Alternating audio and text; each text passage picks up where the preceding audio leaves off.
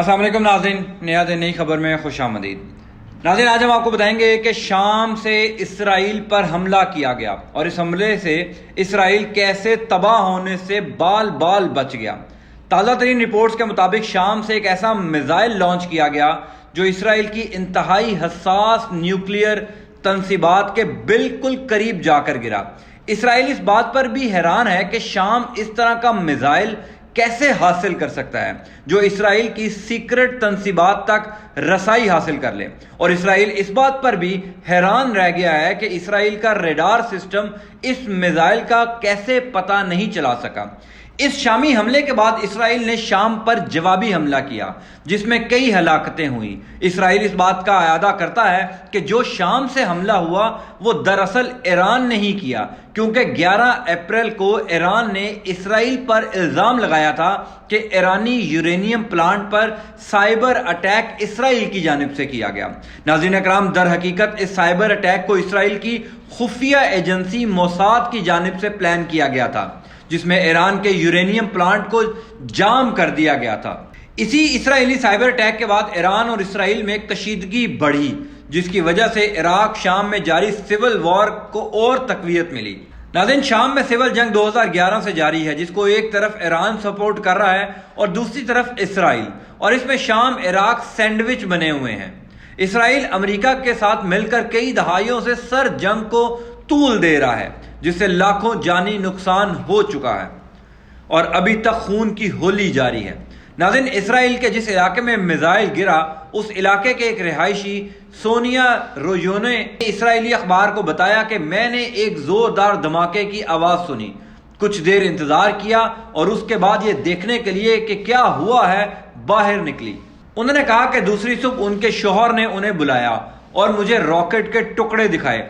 ये देखकर बहुत खौफ महसूस हुआ कि मेरे शौहर रात तक बाहर खुले आसमान तले काम करते हैं, कोई वार्निंग नहीं दी गई, कुछ मालूम नहीं था कि क्या हुआ। एक शामी फौज के एहलकार ने सना न्यूज एजेंसी को बताया कि इसराइली फौज ने फिजाई जारियत की और गोलान की पहाड़ियों की जानिब से मिसाइलों की बौछार की, जिनमें दमिश्क के आसपास मुख्तलिफ जगहों को निशाना बनाया गया। उन्होंने कहा कि बेशतर मिसाइलों को फिजा में ही तबाह कर दिया गया।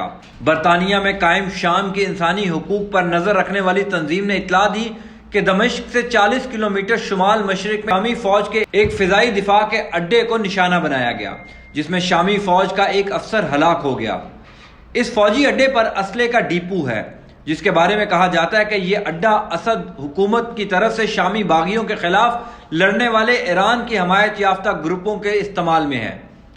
इसराइल के एक दिफाई माहिर इस बारे में बात करते हुए कहा कि एक SA-5 मिसाइल अपने हदफ से दूर आकर इसराइल के काफी अंदर आकर गिरा। उन्होंने कहा कि अगर शामी फौज का इरादा जौहरी तनसीबात को निशाना बनाने का होता तो वो इसके लिए ज्यादा ताकतवर स्किड मिसाइलों का इस्तेमाल करते। दिमुना की जौहरी तनसीब में इसराइल के जौहरी हथियार बनाए जाते हैं, लेकिन इसराइल इसकी तरदीद करता है, ना तस्दीक, और इसने साले साल से इस बारे में दानिस्तन अबहाम की पॉलिसी इख्तियार की हुई है। इसराइल का कहना है कि उसने शाम की कई तैयारा शिकन बैटरियों को जवाबन निशाना बनाया। शाम का कहना है कि इसराइल ने दमिश्क के करीब कई जगहों पर हमला किया।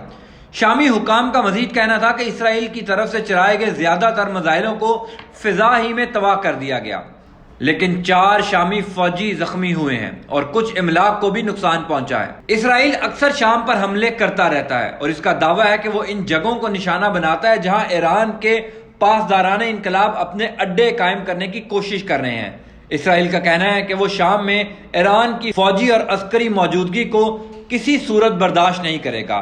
इस वीडियो को लाइक करें, चैनल को सब्सक्राइब करें ताकि मजीद वीडियोस आप तक बर वक्त पहुंचते रहें। अल्लाह निगहबान।